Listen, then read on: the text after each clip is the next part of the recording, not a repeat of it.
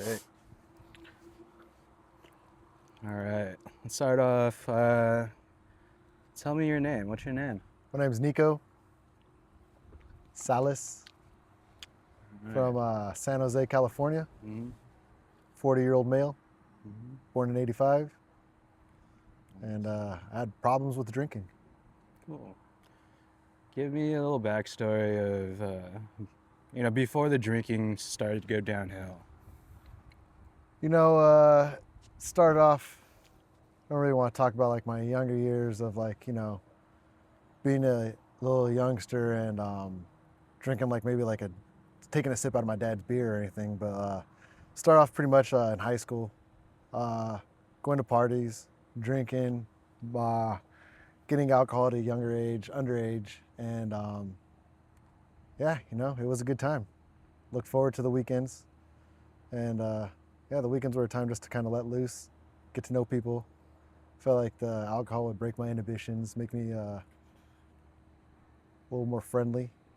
It's thought upon as being cool, but you know how that goes. Mm-hmm. When did things start to like take a turn when you started noticing like, fuck, I can't do anything without getting a beer, without getting a Four Loko, whatever it is. Uh,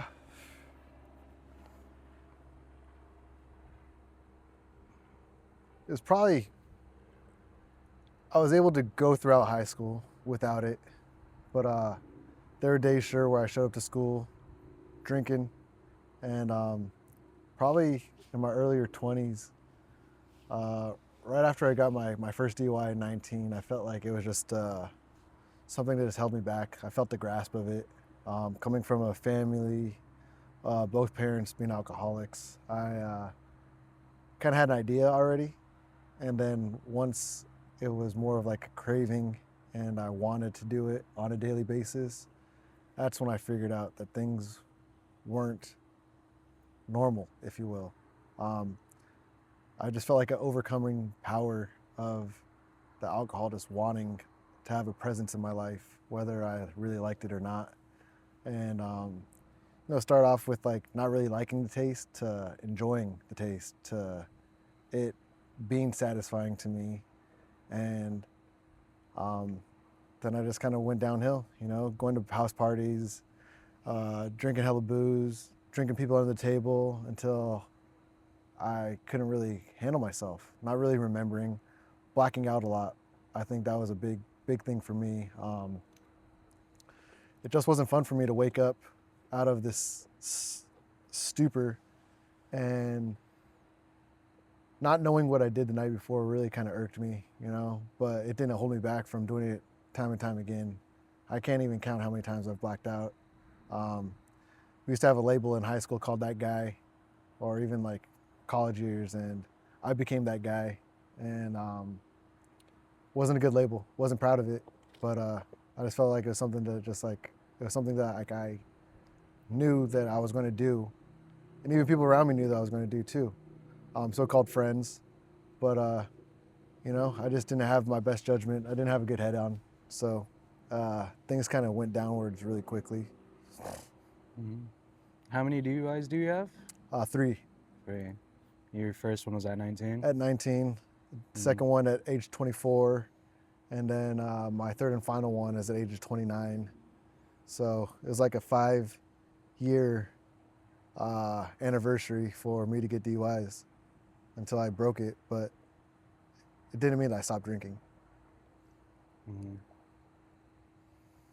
What was your family dynamic like? I know you mentioned, both your parents are alcoholics. With them knowing that you started drinking more often than not, what was that like for your family? It's interesting, my parents split up when I was really young. I don't really know the age. I don't remember having a mom and dad at the like a dinner table type setting. My mom was a single mother, raised me, and um, yeah, just like the whole like atomic family wasn't there. I guess my I don't think my dad really knew that much what was going on. I'm sure he had some ideas, but I wasn't around him enough to, or even for him to even have like a clue, you know. My mom kind of had an idea, but I think we kind of just treated it like just sweeping it under the rug type of deal. Of course, she would tell me like not to do it, don't do it, but that was like kind of like the same thing with smoking weed. She always told me that I was allergic to smoke when I was younger. I have really bad allergies, but that didn't stop me. So just kind of kept going, rolling forward. Mm-hmm. Yeah, just like that whole family life wasn't there, and that could have been one of the driving forces. I feel like. Mm-hmm. How do you think that made you felt those times when you were getting in trouble and there's no real accountability? Uh, well, just one of my false beliefs was that I just didn't feel like I was worth it. I didn't know why exactly what happened when I was younger with my parents.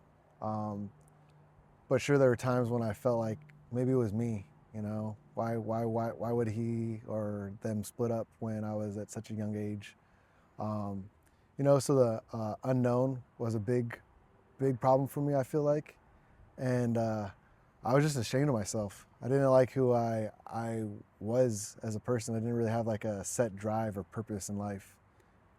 So I felt like turning to the bottle kind of solved my answers. I just kind of went into this, I guess you would call it like a euphoric mood.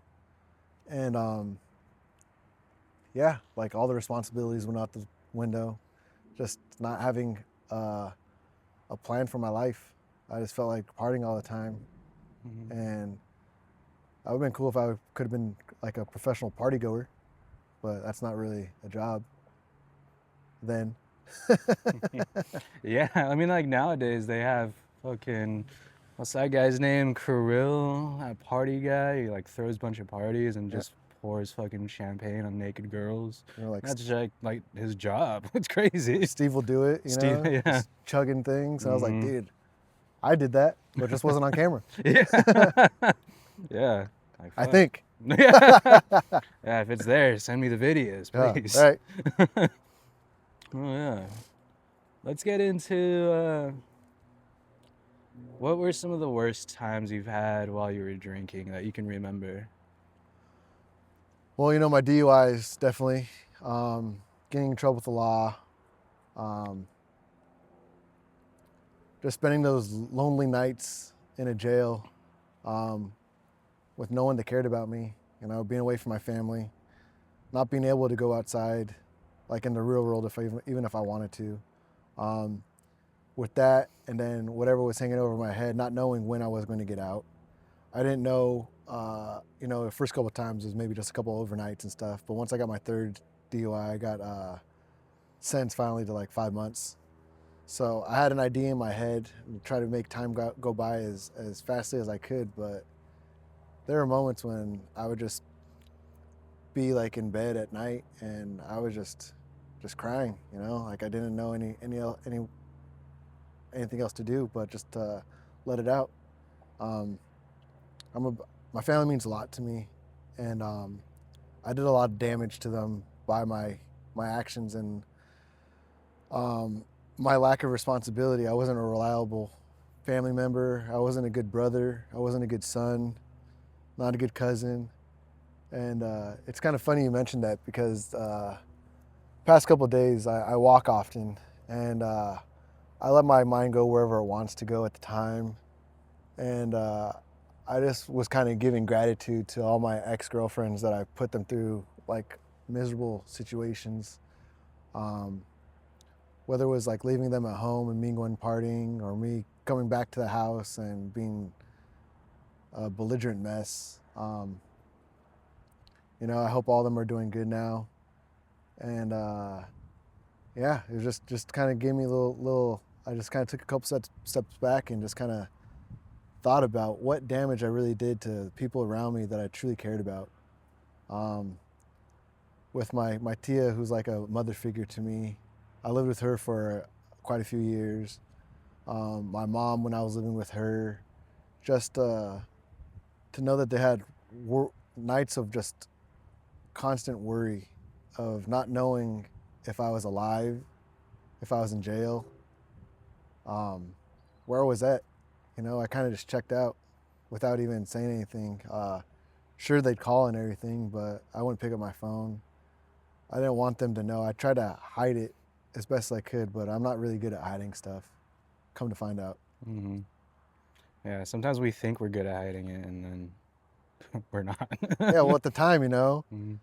maybe that first hour, you're like, oh yeah, they have no idea what I'm doing. Mhm. Then when you just totally forget, then the next morning, seeing that your phone just blown up, and yeah, just to ignore them. It's it it hurts me to know that I ignored the people that I love the most. Sure, I'm not proud of it, but nowadays with being where I'm at, I don't regret it because it definitely made me who I am. Wouldn't be going through all that trial and tribulations and have this gratitude for everything that I do today. Mhm. Oh yeah. Um, I know you earlier you mentioned some core false beliefs, right? What along with those, what are some of the worst opinions that you had for yourself while you were in your cycle of addiction? That I'm okay. That I'm a good man. I didn't think that I was a good man. I I would just beat up myself day in and day out. I just didn't think I was worthy. I didn't deserve a good life. I didn't deserve to have a great family behind me. I didn't deserve to have all these people around me that, I considered myself a pretty popular guy when I was in high school, and to have like, so many friends and to have just so many different cliques in the area. Mm. Um, I didn't feel deserving of that, and my actions proved me for that to be true at the time. Um, and I really like that those two words, false beliefs, because um, learning to know from doing a lot of work on myself is that those false beliefs are exactly what they are. They're untrue. They don't they don't define me. And I had a radical way of kind of turning it around and making those false beliefs into my as them being opposites my truth. I feel like I'm a great man. I feel like I do deserve a good life. I feel like I deserve anything and everything that I want. Uh, I deserve to make good decisions. I deserve to have a bright future. I just deserve to live. I deserve to love, and I deserve to laugh. I like laughing a lot. I like to think I'm a funny guy. Some others could have some speculation, but I won't laugh at that. Mm. Oh yeah. Did you ever have any attempts at, recovery or sobriety at all? Most definitely, Mm. most definitely. So early on, when I got my first DUI, I was court ordered to do AA meetings. So at the age of 19, um, being in these AA meetings and then doing like these classes that they send you to, like traffic court, I guess you would call it. Um, it was funny because the first time I ever drank and drove was the first time I ever got a DUI. And I will never forget that the instructor at the time, he said that I don't care who you are or what you say, if you said that this is your first time drinking and driving, you're a liar. And I was just like looking around the room, and I raised my hand. I was like, actually, the first time I drank and drove, I got a DUI. And he called me a liar to my face. I was like, man, this guy is off his rocker, dude. I don't know if this guy's doing the right thing, man. So, you know, yeah, it was just crazy just to even put myself in those situations. But uh, trying to stop, like white knuckling it a couple times. I was successful at doing it about God, I think it was probably about like 7 or 8 years ago that I stopped for 4 years. Um, I didn't go to any meetings, didn't have no sponsors or anything. I didn't really have like a program. I was just going all willy nilly, just doing whatever I thought was best for me. So I was an avid runner. I was running a lot, working out a lot, started working a lot. So I try to turn my avenues to different things. And just with me not having like a exact point in the direction of life that I wanted to go, it didn't work out like I quite thought it was going to. Um, Really not good to have a plan when you want to have a plan, and just things went sideways real quick once I relapsed after nearly 4 years of being sober. Um, one of the things that I always say is that I was Cali sober, so I was only smoking weed. I didn't really think that had like an issue or it hindered me in my life. I was functional. I was showing up to work on time, getting work done. I'm a hard worker, but when I decided to get help this time, I made the conscious decision to not smoke anymore. I just felt like it. Everyone calls it a gateway drug, sure, but I just felt like it hindered my motivation. Uh, being content with just being a pothead, and still, when I was what, like 35, 36, I thought it was cool. You know, no problem with it. I loved weed. Um, I felt like I couldn't really function right without it, but it brought on paranoia, um, insomnia, anxiety, and so I got on a medication for all that stuff. But I didn't stop smoking weed, which is probably not really practical to be smoking weed and taking these pills that are prescribed for me for my psych. It didn't make sense. Mm-hmm. Mm-hmm. So going back to the whole programs and or any the ways that I stopped drinking, it was something that I've always wanted to do, but I felt like I had no power over it. I, I was powerless. I didn't make my decisions based on my purpose in life. Even I would make like I don't know what you call them. Like I had like little goals and stuff that I set out for myself. One of them becoming a barber. I didn't drink all throughout my barber school until a week before graduation. I felt like it was time to celebrate. That's something that kind of pops up from time to time again. Is when I make these accomplishments, I decide to drink. When I have everything that I want, I decide to drink. So once again, not a good plan. Uh, Go back down to rock bottom, and next thing you know, I'm just fucking in a hole again, and I gotta try digging myself out of it, and it just wasn't ideal to me getting or even obtaining like a right life for myself. Mm-hmm. When did you know you were done? Like you just needed to fucking, like I needed a major shift in my life. I needed a major change in my life. What was that turning point? Well, I've heard it, year in, year out from people that loved me, whether it be my mom, my tia, even my dad, even ex-girlfriends of mine, they would always tell me that I'm drinking too much, but I'm a rebel. I like to go against what people say. Mm-hmm. I don't ever want anybody telling me what to do. That's always been kind of like a part of my life that I always got hung up on, is when people tell me not to do something, it makes me excited to do what they're telling me not to do.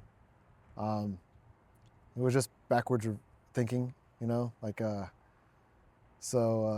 like to say that I was taking steps forward on a backwards train. I wasn't getting anywhere. So yeah, just I think the whole point of people telling me what to do made me want to do it even more. Uh, it That was my purpose, was to go against their word. Um, like going back to my false beliefs, I don't think I really wanted people to be proud of me. I felt like I was just living in disappointment, um, just living a life that I just didn't deserve. So sure, I had everything that I wanted when it came to like family, friends, loved ones. I've always had it, but I didn't feel like I deserved that. So the best way for me to do that is just to push it down, not feel what I'm feeling. Almost put up an emotional wall to everything that mattered to me, and even like I was on the other side of the wall because at the end of the day I didn't matter. I didn't. There'd be days where I drink and hopefully I wouldn't wake up the next day, you know, and um, that's one thing that it bothers me to this day is, like it's a good life. I don't care who you are, where you're from, or whatever you're doing. Like everyone deserves a good life.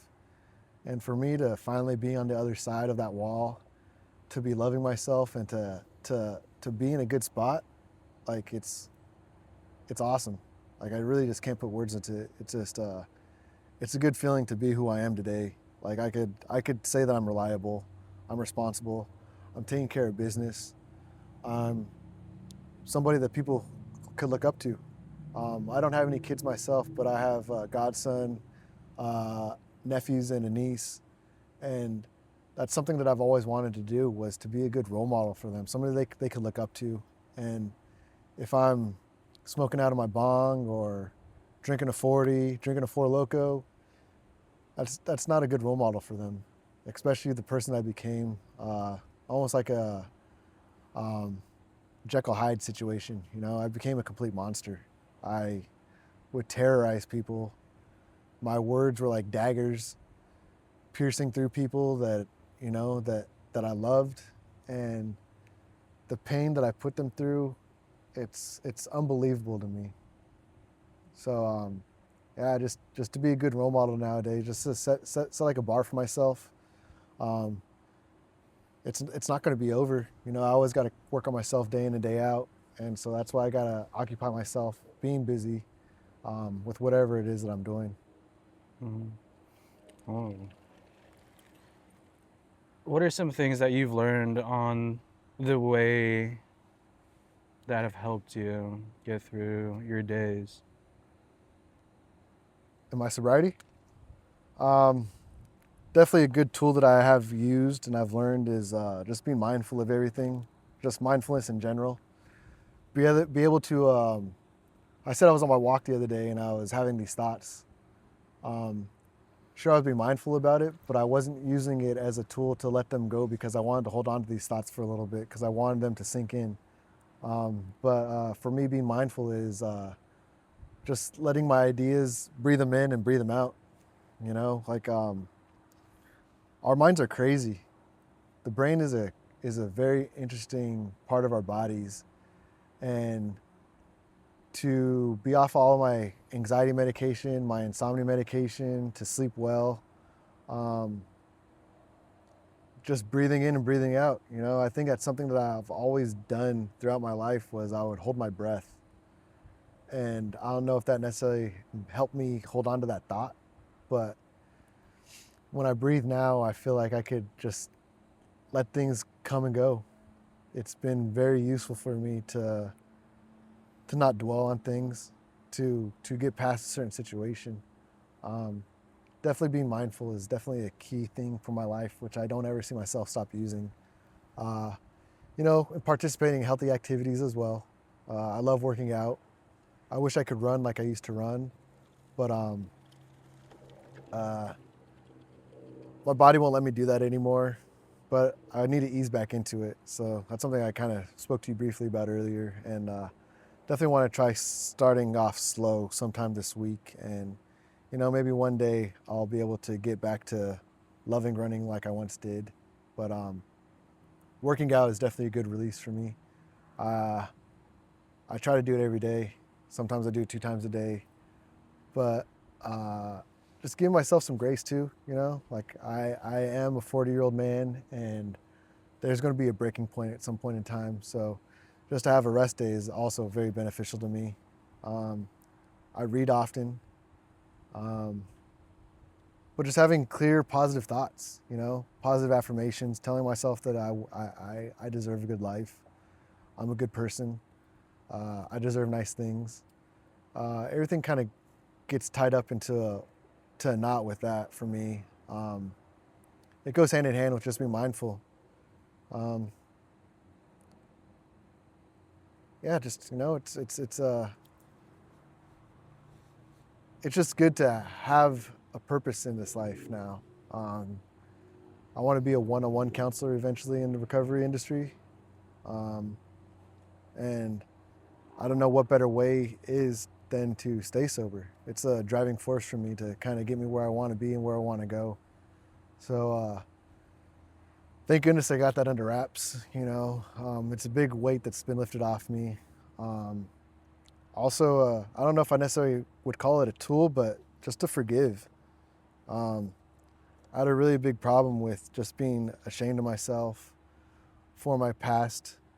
But with that being said, being mindful is able to let myself forgive myself and to move forward to get me where I want to go and to be happy. That's just what I want to be. I just want to be happy. Mhm. What's one thing you would tell your younger self that you know now today? Don't do it. Hmm. Take it easy. Take it all in. Really just take it all in. I've seen a lot of cool stuff in my life when I was using, but to have this 7 months and a couple weeks under my belt, um, with me doing my program up in Tahoe, it really changed my perception on a lot of things. Um, I give gratitude wherever it's due, and for me to spoil my eyes with awesome scenery, awesome people, um, it's it's this life is so rewarding that I think that I went on my life a good portion of it with blinders on. I wasn't paying attention to things.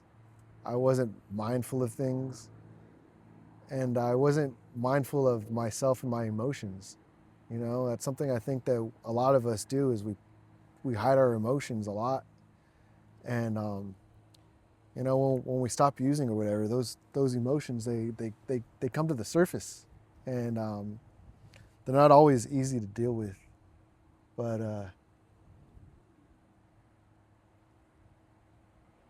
it's always good to remember where you were. I don't ever get down on myself anymore for the things that I've done. Sure, it's possible for me to do it, but I won't allow myself to do it because it's not important to me right now. I'm just looking forward and just focused on today, about how today is going to go. Um, Maybe like what the rest of the day looks like. I already have an idea what my next week looks like. Uh, so I got a lot of things to focus on. I got goals that I want to achieve, and each day I have set up for me just a little goal for myself. So just keep pushing forward, you know. But yeah, I would tell myself just to appreciate stuff. I think if I was more appreciative of everything, I don't think I would have done a lot of the things that I did. Uh, just shoving everything down, putting everything in that bottle and just chugging it. I would always just say that I was thirsty, but I don't think anybody is really that thirsty. I felt like I was just overcompensating for my wrongdoings. So yeah, mindful is a big thing for me. Hmm. I also I am a man of faith. I do pray. Uh, Ever since being in the program, I have prayed every single night. There's not a night that I haven't missed. Um, and that's going with outside the program too, because I'm not in the program anymore. But I'm in my own program, and I think that program's working a lot for me. And it's just about being honest. I used to be a big liar. Used to lie a lot. Why? It didn't get me anywhere. It didn't do me any right. But I felt like it was a hobby of mine. Some people like to go surfing. Some people like to skate. I like to lie. and just to be honest with myself, even about things that necessarily I don't want to acknowledge, but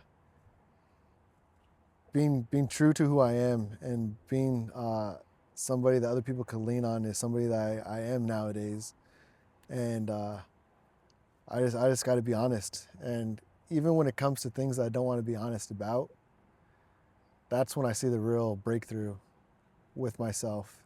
Um, to tell you how crazy your mind is, it's this little thing in the back of your head telling you, "Oh no, that's not true," but then notice to realize that, oh, that is true, and it's okay. It's not going to do me any harm. Just it's a crazy psychosis that we go through, I guess you would call it, to start manipulating our own selves to believing things that are untrue. And it just sounds crazy when those words come out of my mouth. You know, it's nuts. Just all these stories and stuff that I've said over the past that are completely untrue. To think that I was okay, that wasn't true. Mm. But for me to have a good connection with people again, to have my family on my back, um, and for them to know that I'm telling the truth now, like what more could I ask for? It's a gem, you know. It's something that I've been looking for, but I found it, and you know, not we're not always going to have good days, but we could try to have good days. I just call it like I have like a couple bad minutes out of the day now. There's not really like a bad day for me anymore. Mm. Um, but then again, it comes back to being mindful. Just let it go. If it's out of your control, don't fret about it. Don't get on yourself about it. Uh, you know, because for all those years I was powerless, but then I've gained that power back to be thinking right, to making right decisions, to just being a good man. I'm proud of myself, you know, and that's something that I've never said the past 39 years until I got through with the program. Even while I was doing the program, I was super proud of myself. You know, it's not always easy to put yourself somewhere, um, especially for somebody that's been institutionalized a couple times.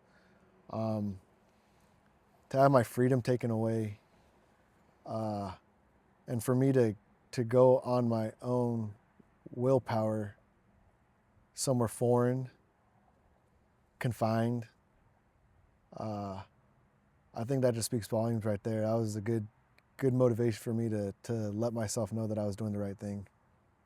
Mm-hmm. Oh yeah. What's one piece of advice that you would give to people who are struggling in recovery now? That you're worth it. Don't believe yourself when you say you're not worth it. You deserve a good life. You deserve to make right decisions. You deserve to be in your right mind. I couldn't tell you how long I wasn't in my right mind for. Even when I was sober for those couple of years, I was in a fog, and I couldn't see like beyond the horizon. It was like waking up in Watsonville. It was just freaking foggy. But even on foggy days now, I see so clear. I could see the mountains. I could see freaking the sunrise. I could see the stars, and just believe in yourself. That was something that I never really did. But I can say firmly and honestly today that I believe in myself, and I believe who I am, and I believe what I could achieve. Oh yeah. Nice. Sick. I think that's it. Right on, brother. Mm-hmm. Mm-hmm. Anything else you want to say?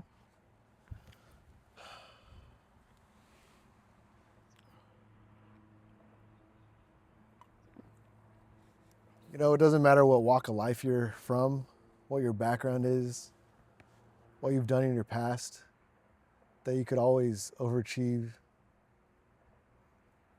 overcome whatever obstacles in your way.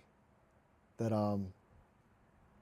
It doesn't matter how much money you have. If you have no money, if you have all the money in the world, everyone could be broken down so easily.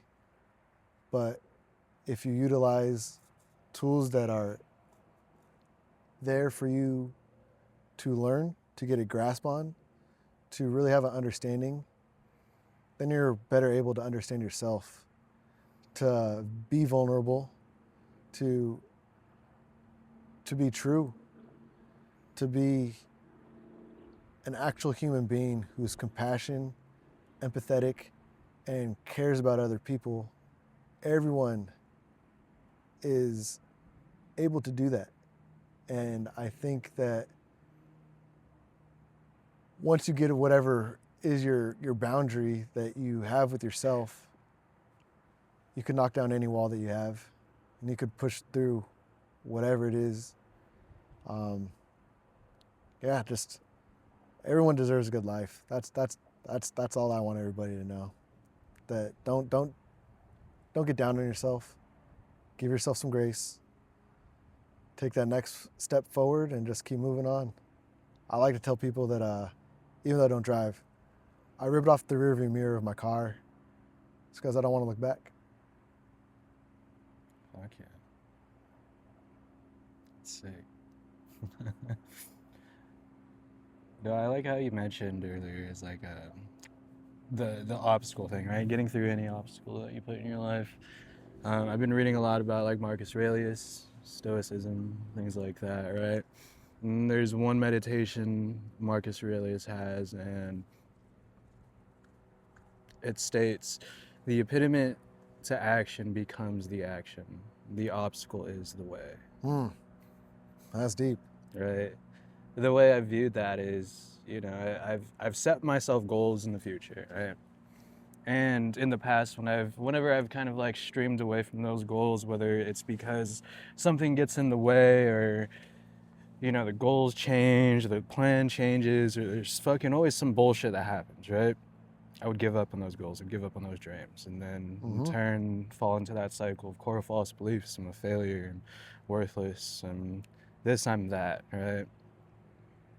And after reading through meditations and seeing that from Marcus Aurelius, I'm like, I look at it now as I have this goal of mine, right? And I have this vision of mine. Like, I want that big fancy, house with a white picket fence, and I want a beautiful family. I want kids running around. I want, a big, beautiful dog, right? That vision hasn't changed. Yeah. Right? I've always carried that vision since I was a kid. Yeah. And in the past, especially with addiction, of course that shit gets in the way, right? And in my addiction, I almost started to believe like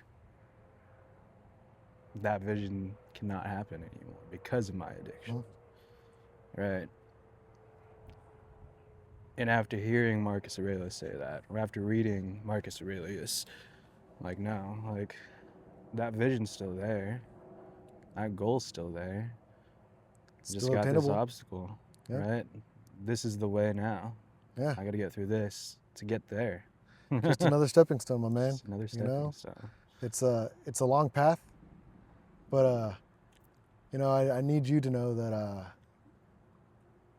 it's a funny thing because of being a stubborn man, I get kind of, I don't want to say lost in my ways, but I get stuck in my ways.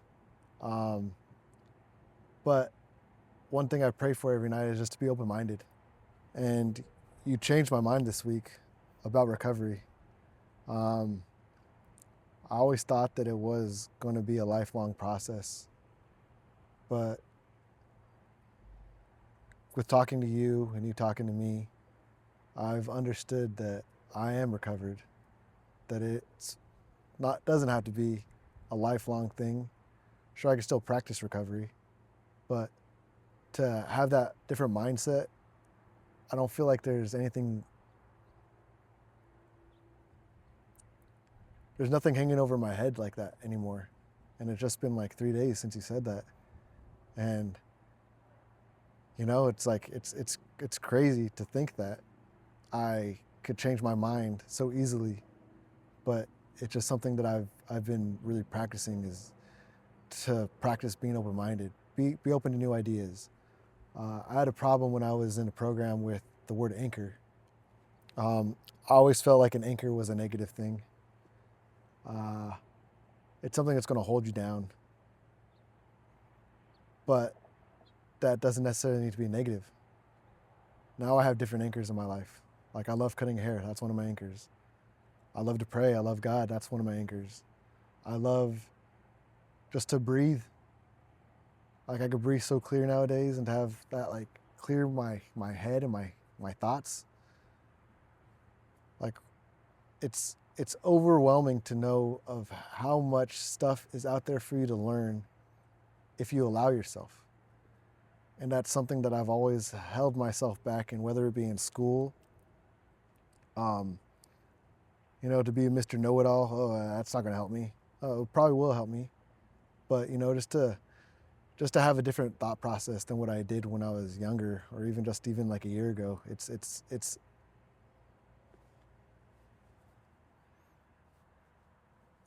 fantastic to see me thriving and to be able to obtain new knowledge about certain situations.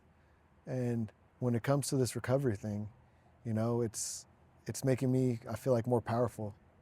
Um, I know we use the word powerless a lot, or we've heard a lot in our past, but to actually have power on where you want your life to go and what things you want to do, it's all it's all obtainable. You could always get what you want. It's not going to be easy, but if you put into work and you put into practice of doing what you want to do, you can get whatever you want. And that's another thing I want the people to know too is if you have a dream, set that goal, and just, even if you're not going to get it the next day, you're not going to get the next month or year, chip away at it. Make little baby steps of getting you to where you want to go. And sooner than you know it, you're going to have it. You're going to have your big house. I don't know if that fence is going to be white, but you're going to have a fence. And, you might have a dog. Might not be a big dog. But you could have a dog, but you could have a big dog. So it's all about you just knowing what you want and knowing what you got to do to get you to where you want to go. I just look at things as stepping stones nowadays, and I can't tell you how far those stepping stones go, but I'm taking a step each day just to get me where I want to go. And I don't know if there's a destination for me, I know what I want to achieve. I know my end game, but that doesn't necessarily need to be my end game because I could always go further. Those stones aren't going to stop. Mm-hmm. Oh, nice. What are some things that you're proud of yourself for your journey?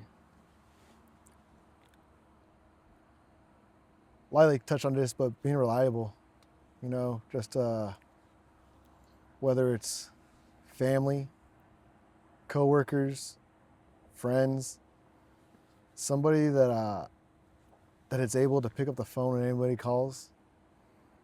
If anybody's going through any troubles, just to try to give them some good advice.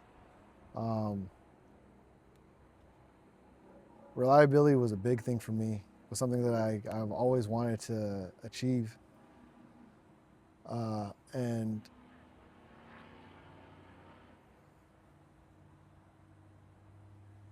yeah, just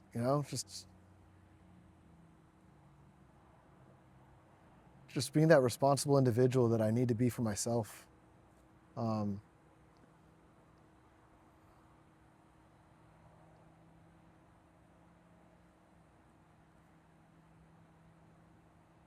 It's endless, you know. It really is endless. Just everything that you want, if you want it.